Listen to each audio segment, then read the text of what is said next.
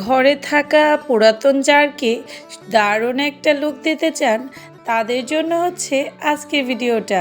আসসালামু আলাইকুম viewers, welcome back to my channel. আশা করছি যে যেখান থেকে আমার আজকের ভিডিওটা দেখছেন সবাই ভালো আছেন। আলহামদুলিল্লাহ, আমিও অনেক ভালো আছি। আজকে আপনাদের জন্য আরও সুন্দর একটা ভিডিও নিয়ে হাজির হয়েছি। বরাবরের মতো আমার এই ভিডিওটা আপনাদের অনেক ভালো লাগবে। দেখতে পাচ্ছেন এখানে পাটের অল্প একটু দড়ি, একটা তুলি আর 4টা কালার নিয়ে নিয়েছি। আজকে একটা তুলির সাহায্যে আমি পুরো কাজটা করব। আর এই যে কাচের জারটা দেখতে পাচ্ছেন, এইটা কিন্তু জেলির একটা ছোট জার। ছোট সাইজে যে জেলিটা পাওয়া যেত সেটারই জারটা। এটার মুখটা নষ্ট হয়ে গিয়েছিল, কিন্তু কৌটাটা আমি ফেলে দেইনি। আর এই ফেলে দেওয়া কৌটা দিয়ে আজকে খুব সুন্দরভাবে আপনাদের সাথে এই কাচের জারে আমি কাঠগোলাপ পেন্টিং করা দেখাবো। সম্পূর্ণ ভিডিওটা আমার সাথেই থাকবেন। আশা করছি যাদের কাছে এইসব পেন্টিংয়ের কাজগুলো ভালো লাগে তাদের কাছে তো আজকের ভিডিওটা খুবই ভালো লাগবে। প্রথমে দেখতে পাচ্ছেন আমি হোয়াইট কালার দিয়ে কাঠগোলাপের বর্ডারটা করে নিয়েছি। এই যে দেখতেই পাচ্ছেন, এখন সেম তুলির সাহায্যে আমি কিন্তু পুরা ফুলটা ভরাট করে দিব হোয়াইট কালার দিয়ে। যেহেতু এটা কাচের ঝাড়, তাই একবারে কালারটা একটু হালকা আসবে। একবার শুকিয়ে যাওয়ার পরে আমি কিন্তু দ্বিতীয়বার আবার হোয়াইট কালার করে নিব, তাহলে একদম হোয়াইট কালারটা খুবই সুন্দর হবে। এই কাজগুলো কিন্তু আমি বরাবরই বলি, আপনাদের দেখে একটু বুঝে নিতে হবে।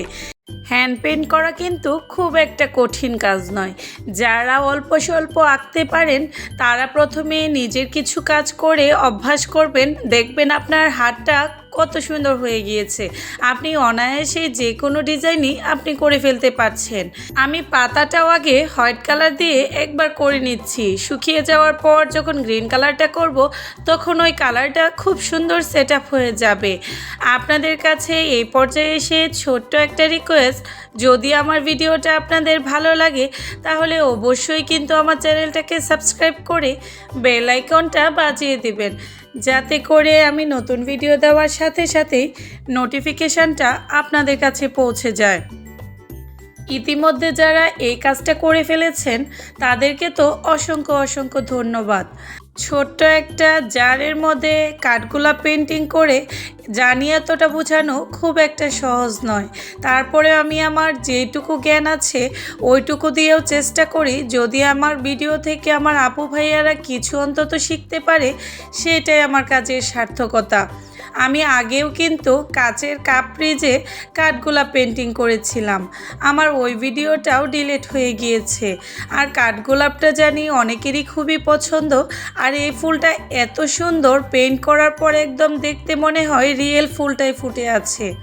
তাই আমি এই ছোট্ট জেরির জারে খুব সুন্দরভাবে আপনাদের খুব সহজে কাঠগোলাপটা পেন্টিং করে দেখাচ্ছি। যারা হ্যান্ড পেন্ট করে ঘরে বসে ইনকাম করতে চান তারা এখনই শুরু করে দিন। প্রথমে কিন্তু আপনি আপনাদের নিজস্ব কিছু কাজ করবেন, মানে ফ্যামিলিতে যারা আছে তাদের কাজগুলো করবেন, এবং পরবর্তীতে আপনি বিজনেসটা শুরু করবেন। কারণ প্রথম অবস্থায় আপনি যদি বাইরের কাজ নেন, কারণ ভুল মানুষ মাত্রই হয়ে থাকে, তাই আপনি কিছুদিন নিজেদের কাজ করে তারপরে আপনি অর্ডারি কাজ করতে পারেন। আমার ভিডিওটা আজকে আপনাদের কেমন লাগছে অবশ্যই কিন্তু আমাকে কমেন্টস করে জানাবেন। আপনাদের জন্য আমি চেষ্টা করছি প্রতিনিয়তই নতুন নতুন ভিডিও আপনাদেরকে উপহার দেওয়ার জন্য। আপনারা যদি আমার সম্পূর্ণ ভিডিওটা না দেখেন তাহলে আমার কাজের কোনো সার্থকতা নেই। মাত্র 7-8 মিনিটের একটা ভিডিও আপনারা দেখতে এত কষ্ট হয়, আসলে আমার মাঝে মাঝে খুবই খারাপ লাগে। কারণ এই জিনিসগুলো মানুষ এত পছন্দ করে, কিন্তু জানি না কিছু মানুষের কেন জানি ভিডিওগুলো মনে হয় দেখতে ভালো লাগে না। আপনারা কী ধরনের ভিডিও দেখতে চান আমাকে কিন্তু কমেন্টস করে জানাতে পারেন। আপনাদের জন্য এত কষ্ট করে সুন্দর সুন্দর ভিডিও রেডি করি শুধুমাত্র যেন আপনাদেরই ভালো লাগে। কথা বলতে বলতে কিন্তু আমি ভিতরে ইয়েলো কালার দিয়ে সেমভাবে একটু ছোট করে ফ্লাওয়ার এঁকে নিয়েছি, গ্রিন কালার দিয়ে পাতাটাও করে নিয়েছি। এখন হচ্ছে কাঠগোলাপের মেন শেপটা দেওয়া। আপনি একটা হোয়াইট কালার নিয়ে এই যে দেখতেই পাচ্ছেন আমি কিভাবে দিচ্ছি, এটা দাড়িগুলো টেনে দিতে হবে। দেখবেন খুবই সুন্দর কাঠগোলাপের লুক চলে এসেছে। আপনাদের কাছে কি এই কাজগুলো দেখে খুবই কঠিন মনে হচ্ছে?